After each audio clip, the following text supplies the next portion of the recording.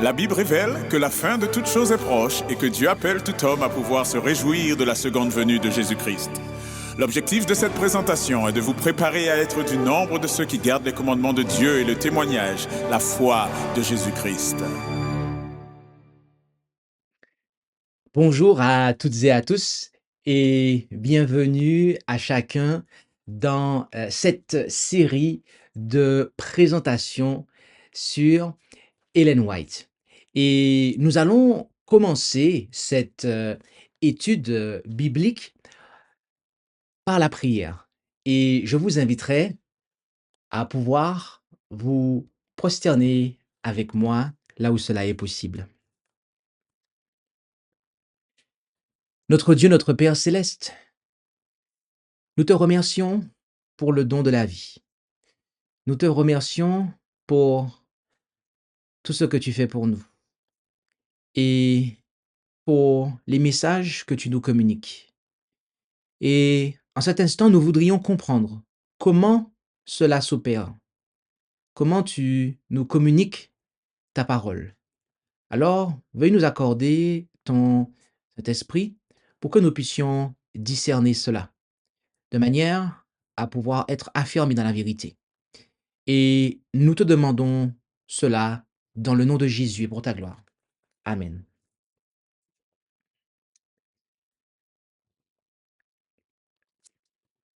Il s'agira pour nous de considérer une troisième présentation, un troisième sujet en rapport avec Ellen White. En effet, comme vous le savez, il y a en ce moment des voix sur Internet qui s'élèvent, des voix qui se font l'écho de voix du passé pour discréditer la servante du Seigneur que fut Ellen White en rapport avec l'esprit de prophétie. Et toutes sortes d'accusations, toutes sortes d'attaques sont amenées contre elle. Et nous allons, au travers de cette série de présentations que nous vous invitons à suivre assidûment si vous êtes intéressé pour découvrir la vérité à ce sujet, eh bien, à véritablement vraiment suivre cette série de présentations de manière à être au fait de ce qu'il en est. Et aujourd'hui, dans cette étude, nous allons considérer Ellen White et son inspiration. Je dois vous dire qu'il s'agira en réalité d'une étude biblique. Pourquoi? Car si nous comprenons comment fonctionne l'inspiration des prophètes de Dieu, eh bien, nous comprendrons alors comment et ce qu'il en est, devrais-je dire, euh, pour Ellen White. Comme je le disais, il y a des accusations qui sont portées, qu'elle elle n'était pas inspirée. Il y a des accusations de plagiat qui sont également aussi portées et nous aurons l'occasion, dans une présentation dédiée à cela, de vraiment répondre euh, clairement sur la question de l'aspect du plagiat. Mais pour aller de l'avant, nous devons clarifier le sujet de l'inspiration. Comment un prophète est-il inspiré? D'accord? Quand on a des écrits prophétiques, qu'est-ce qui est inspiré? C'est véritablement cela la question. S'agit-il des mots ou y a-t-il autre chose? C'est ce que nous allons tâcher de mettre en évidence au travers de cette présentation. L'Écriture nous dit à de nombreuses reprises que ce sont les prophètes qui ont parlé. En effet, lorsque nous regardons en Daniel chapitre 9 verset 6, en Jean chapitre 1 verset 45, Acte 3 verset 24 et Jacques 5 verset 10, il nous est dit que ce sont les prophètes qui ont parlé. Ces différents versets que nous avons affichés à l'écran à l'instant montrent que l'individu qui est appelé à la fonction prophétique a une part dans l'œuvre prophétique, a une part dans la communication du message. En 2 Samuel, chapitre 23, au verset 2, nous lisons que l'Esprit de l'Éternel a parlé par moi et sa parole a été sur ma langue. Ici, il est exprimé, il est présenté que l'Esprit de l'Éternel est ce qui est communiqué au serviteur. Et ce qu'il en résulte, c'est que la parole de Dieu ensuite se retrouve sur la langue du prophète. Notez que la langue du prophète n'est pas le langage qui est de Dieu. Il dit bien que sa parole a été sur ma langue. Donc, il y a là une combinaison qui est présentée. Et cela va se vérifier au travers des passages que nous allons voir. Car l'Écriture est unanime sur ce sujet, sur la question de l'inspiration. En Luc, chapitre 1, au verset 70, nous lisons « Comme il en avait parlé par la bouche de ces saints prophètes qui ont été depuis longtemps. » Ici, Dieu a parlé. Comment a-t-il parlé? Eh bien, par la bouche des saints prophètes. Dieu s'est exprimé dans le langage que connaissaient les prophètes pour parler à son peuple. Un autre passage nous apporte des éclairages supplémentaires à ce sujet. En effet, en Apocalypse, chapitre 1, au verset 10 et 11, et tout particulièrement au verset 11, eh bien, nous lisons que « Je fus dans l'esprit le jour du Seigneur, et j'entendis derrière moi une grande voix comme celle d'une trompette, disant, je suis l'alpha et l'oméga, le premier et le dernier. Ce que tu vois, écris-le dans un livre et envoie-le aux 7 églises qui sont en Asie, à Éphèse, à Smyrne, à Pergame, à Thyatire, à Sardes, à Philadelphie et à Laodicée. » Notez ici que, alors que Jean, le révélateur, était en esprit, il vit des choses. Le Seigneur lui fit voir des choses en esprit. Et ce qu'il a vu, il a été invité à l'écrire. Le texte ne dit pas ici que Jean a été commandé d'écrire ce qui lui a été dicté, mais il a reçu pour ordre d'écrire ce qu'il a vu. C'est très important de comprendre ça, car beaucoup pensent que un prophète qui est un prophète de Dieu, tout ce qu'il écrit est dicté par Dieu. Mais avec tout ce que nous avons vu ici, et ce que nous voyons là, nous comprenons qu'il y a un problème à penser et à voir les choses de cette façon.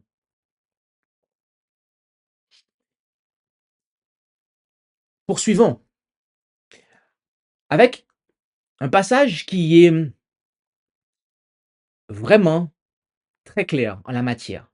Il s'agit de 2 Pierre 1, verset 21, où il nous est dit: car la prophétie n'a point été apportée autrefois par la volonté humaine, mais les saints hommes de Dieu, étant poussés par le Saint-Esprit, ont parlé. C'est sous l'inspiration du Saint-Esprit que les saints hommes de Dieu ont parlé et en est résulté la prophétie. Notez bien cela. La prophétie est le résultat de l'action du Saint-Esprit sur l'homme ou la femme de Dieu, le serviteur, la servante de Dieu, qui s'exprime. Je reprends. La prophétie est l'expression d'un serviteur ou d'une servante de Dieu qui s'exprime par l'inspiration, sous l'inspiration de Dieu. Voilà ce qu'est la prophétie. L'expression d'un serviteur ou d'une servante de Dieu qui s'exprime sous l'inspiration du Saint-Esprit. Il n'est pas dit ici que cela est dicté, mais simplement qu'il y a l'inspiration de l'homme qui écrit. C'est l'homme qui est inspiré et non pas les mots. Ce sont les idées qui sont inspirées et non pas les mots. Alors, oui, il y a à certains moments, des serviteurs, des servantes qui vont rapporter des propos. Et à ce moment-là, ils vont le faire savoir. Mais, mis à part cela, ils ont vu des choses, ils ont donc été inspirés et ils cherchent ensuite, dans le langage qu'ils ont, à exprimer ce qu'ils ont vu. Voilà ce qu'est l'inspiration. Voilà comment l'inspiration fonctionne. Elle n'agit pas sur les mots, mais sur l'homme. Mais alors, certains pourraient dire, qu'en est-il de 2 Timothée 3, verset 16, qui nous dit: toute l'écriture est divinement inspirée et utile pour enseigner, pour convaincre, pour corriger, pour instruire dans la justice. Avec ce texte, on a l'impression que il y a une espèce de bémol qui serait apporté ici. Certains se basent sur ce texte pour dire que non, c'est vraiment une dictée, que Dieu dicte, eh bien, au prophète tout ce qu'il doit écrire, les mots même, les mots précisément. Mais qu'en est-il réellement? Le terme qui est dans la Osterwald 1842 que je vous ai présenté ici, et comme dans toutes les versions françaises que nous avons, qui est traduit par inspiré ou divinement inspiré, vient de Theopneustos. Il vient de Theopneustos, qui est un terme grec qui signifie divinement insufflé, donné par l'inspiration de Dieu. Voilà ce que ce terme signifie littéralement. divinement insufflé, donné par l'inspiration de Dieu. À tel point que la seule version qui traduit ce verset convenablement est la King James Version, qui dit « Toute écriture est donnée par inspiration de Dieu ». Ainsi, il n'y a pas de contradiction. L'écriture, la Bible, nous a été donnée par l'inspiration de Dieu, laquelle agit sur l'homme et qui produit un message qui, de ce fait, est la parole de Dieu. Oui, bien-aimé. Et Ellen White a eu l'occasion d'exprimer cela. Et nous allons prendre sa déclaration en guise de résumé de ce que nous avons présenté avec la Bible. Lisons cela ensemble. Ce ne sont pas les mots de la Bible qui sont inspirés. Ce sont les hommes. L'inspiration agit non pas sur les mots ou les expressions, mais sur l'auteur lui-même, à qui le Saint-Esprit communique des pensées. Quant aux mots, ils portent l'empreinte de l'individualité. L'Esprit divin se répand. Il s'unit à l'esprit de l'homme, si bien que les déclarations de l'homme sont la parole de Dieu.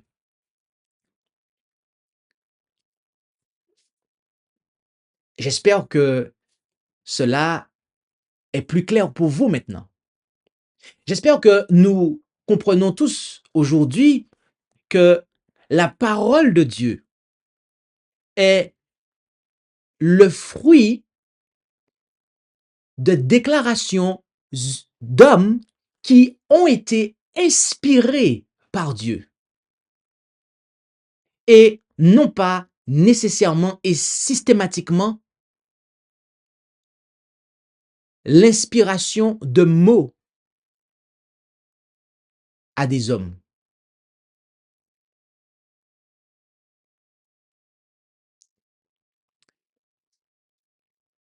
Cela se vérifie en Jésus lui-même. Le principe de l'inspiration se vérifie dans l'incarnation de Jésus. En effet, nous savons que Jésus-Christ est la parole de Dieu. Or, il nous est dit à propos de cette parole de Jésus que la parole a été faite chair et a habité parmi nous, et nous avons contemplé sa gloire, une gloire comme celle du seul engendré du Père, pleine de grâce et de vérité. Lisons-nous en Jean 1, verset 14 dans la Osterwald 2018. Oui, bien-aimé, Jésus-Christ est la parole de Dieu. Et il a été fait chair. La divinité a été combinée à l'humanité, de sorte que nous avons vu sur terre le Fils de Dieu. Bien que caché, bien que enveloppé de l'humanité, il était néanmoins le Fils de Dieu sur terre. Et c'est exactement la même chose pour la parole de Dieu. Bien que elle nous ait été communiquée avec un langage d'homme, bien que des hommes, des serviteurs, des servantes aient cherché des mots pour nous exprimer ce qu'ils ont vu et reçu de Dieu, c'est néanmoins la parole de Dieu. Cette parole qui a été faite chair, tout comme Jésus-Christ s'est incarné, a été fait homme, de la même façon, la parole de Dieu, l'enseignement, eh bien, passe par le même processus, je dirais, d'incarnation que Jésus a suivi, lui aussi. Comprendre cela est véritablement important, car c'est faute de ne pas avoir compris cet enseignement que beaucoup se sont rangés, réfugiés derrière des accusations à l'encontre de sœur Ellen G. White. Et comme je l'ai dit, nous aurons l'occasion de pouvoir examiner chacune de ces accusations qui sont portées par certains individus encore aujourd'hui. Mais nous voulons également déclarer ceci. À la lumière de ce que nous avons vu concernant l'inspiration, c'est-à-dire que il ne s'agit pas de mots qui sont inspirés, mais ce sont les hommes qui sont inspirés et qui s'expriment dans leur langage avec les mots qu'ils ont et qu'ils trouvent sous l'inspiration.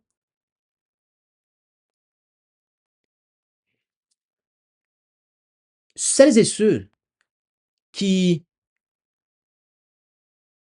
accusent la servante du Seigneur, si ils suivent cette même logique, eh bien, ils devraient également accuser les auteurs bibliques de ne pas être inspirés. En définitive, vous comprendrez que toutes les accusations que portent les détracteurs d'Ellen White, s'ils sont logiques avec eux-mêmes, ils devraient les porter aussi contre la Bible. Et je dois vous dire que je connais un certain nombre de personnes qui sont des détracteurs d'Ellen White ou sont devenus des détracteurs d'Ellen White et qui ont commencé à ce niveau et qui ont ensuite fini par perdre confiance dans la parole de Dieu. Pourquoi? Eh bien, tout simplement parce que il s'agit du même esprit qui a inspiré la Bible, les Saintes Écritures, notre credo. C'est le même esprit qui a, eh bien, insufflé les messages qu'a reçus Sir Ellen G. White.